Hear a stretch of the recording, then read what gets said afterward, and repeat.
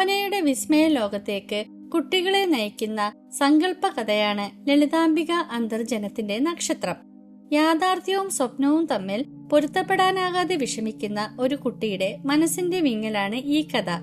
അമ്മയെയും പ്രകൃതിയെയും പരസ്പരം ബന്ധിപ്പിക്കുകയും ആവിഷ്കരിക്കുകയും ചെയ്യുന്ന കഥ കൽപ്പനകളാലും പ്രയോഗങ്ങളാലും സമ്പന്നമാണ്. മഴ പെയ്തപ്പോൾ ആകാശത്തു നിന്നും നക്ഷത്രങ്ങൾ താഴെ വന്നതാണെന്ന് മിന്നാമിനിങ്ങിനെ കണ്ടപ്പോൾ ആദ്യം കുട്ടി തെറ്റിദ്ധരിച്ചു.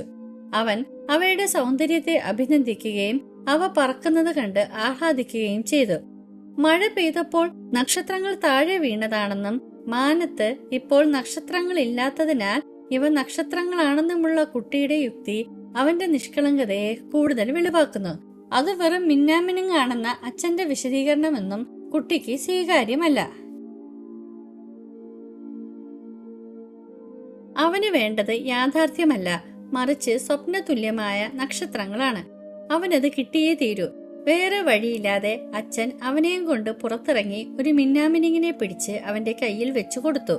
എന്നാൽ കുട്ടി പേടിച്ച് കൈകുടഞ്ഞു. മിന്നാമിനുങ്ങ് പറന്ന് റോസാച്ചെടിയിൽ പോയിരുന്നു. അപ്പോഴവന്റെ ഭാവനയിൽ അത് അമ്മയുടെ കമ്മൽ പോലെ തോന്നി.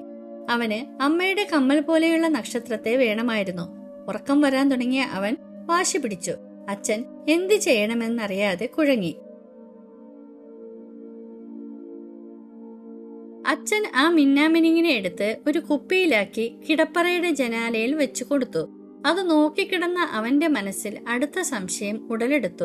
അമ്മയുടെ കമ്മൽ എപ്പോഴും മിന്നിക്കൊണ്ടാണ് ഇരിക്കുക. മിന്നാമിനിങ്ങാകട്ടെ മിന്നിയും മാഞ്ഞുമാണ് ഇരിക്കുന്നത്.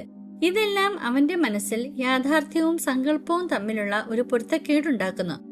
പതുക്കെ ഉറക്കത്തിലേക്ക് വഴുതി വീഴുന്ന അവന്റെ സ്വപ്നങ്ങളും ഭാവനയും തമ്മിൽ ഇഴചേരുന്നു. സ്വപ്നത്തിലൂടെ അവൻ മിന്നാമിനുങ്ങളുടെയും പൂക്കളുടെയും നാട്ടിൽ നിന്ന് നക്ഷത്രങ്ങളുടെയും മഴവില്ലിന്റെയും ലോകത്തേക്ക് പറന്നുയരുന്നു. ഉറക്കം അവനെ സ്വപ്നങ്ങളുടെ അതിരുകളില്ലാത്ത ലോകത്തേക്ക് കൊണ്ടുപോകുന്നു. സ്വപ്നത്തിൽ അവൻ അമ്മയുടെ നീല പട്ടുസാരി പോലുള്ള ആകാശത്തിലേക്കാണ് ആദ്യം ചെന്നെത്തുന്നത്. അവിടെ അരിമണികൾ എണ്ണുന്ന അമ്പിളി അമ്മാവനും ചുവന്ന കൊട്ടാരത്തിൽ നിന്നും പട പുറപ്പെടുന്ന രാജാവുമുണ്ട്. അമ്മ പറയും പോലെ എല്ലാം ഏഴെണ്ണമായാണ് കുട്ടി സ്വപ്നത്തിൽ കാണുന്നത്. അമ്മ പറഞ്ഞ കഥകളും പണ്ട് കണ്ട കഥകളിയുടെ ഓർമ്മകളും എല്ലാം കൂടിക്കലർന്ന ഒരു സ്വപ്നമാണ് കുട്ടി കാണുന്നത്. എന്നാൽ ഈ ഭാവനാ ലോകം പെട്ടെന്ന് ഭീതിയിലേക്ക് മാറുന്നു. അമ്പലപ്പറമ്പിൽ കണ്ട ചുവന്ന താടിയുടെ വേഷം കുട്ടിയെ പേടിപ്പെടുത്തുകയും അസുഖത്തിലാക്കുകയും ചെയ്തിരുന്നു. ഈ ഓർമ്മ അവന്റെ മനസ്സിൽ ഭയം നിറയ്ക്കുന്നു. താൻ വയ്യാതെ കിടന്നപ്പോൾ അമ്മ തന്നെ ശുശ്രൂഷിച്ചത് കുട്ടി ഓർക്കുന്നു.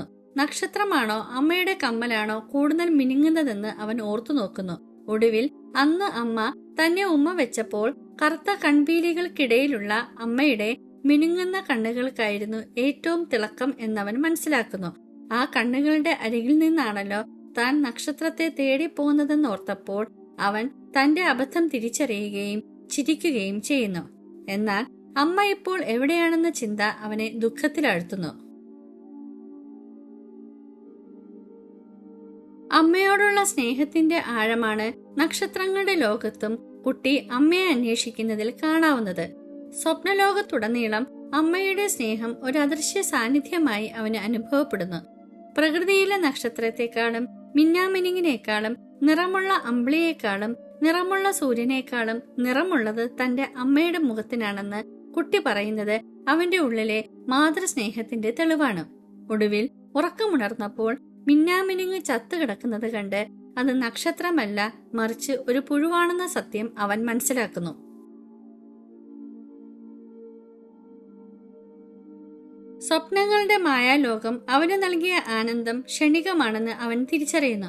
അമ്മയുടെ സ്നേഹം തേടി അടുക്കളയിലേക്ക് ഓടുന്ന കുട്ടി യഥാർത്ഥ സന്തോഷത്തിന്റെ പ്രതീകമായ അമ്മയെ കണ്ടെത്തുന്നു.